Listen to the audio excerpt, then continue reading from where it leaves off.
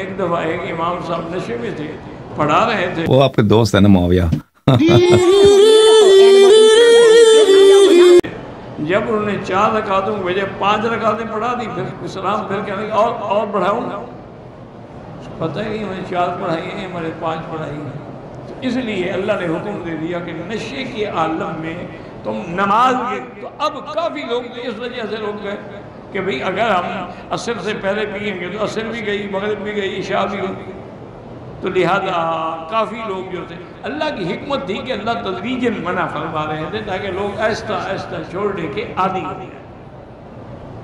شکر کی بات اس وقت ہے کہ پھر یہ دوسری آیت نازل ہوئی کہ یا ایھا الذین آمنوا لا تقربوا الصلاۃ وانتم سکارا، ایمان والو جب نشہ ہو تو نماز کے قریب نہ جاؤ، کیونکہ نشے کی حالت میں تمہیں پتہ بھی نہیں ہوگا کہ کیا پڑھا رہے ہیں۔ ہمیں ملا نے ڈرا دیا کہ جو بہت علی علی کرتا ہے وہ شیعہ ہو جاتا ہے، وہ رافضی ہو جاتا ہے، بہت علی علی کرو تو بندہ رافضی ہو جاتا ہے۔ اتنا علی علی تو کسی نے نہیں کیا جتنا خود مکین گنبد خضرا نے کیا ہے۔ اور آپ کو میں بتاؤں، لوگ کہتے ہیں کہ آپ حدیث پڑھ رہے ہیں، اس کی سند لے آئیں، صحیح السند ہے کہ نہیں، صحیح الثبوت ہے کہ نہیں، قابل قبول ہے کہ نہیں، لائق حجت ہے کہ نہیں۔ میں نے کہا حدیث کا مسئلہ ایک طرف کر دیں، وہ تو امام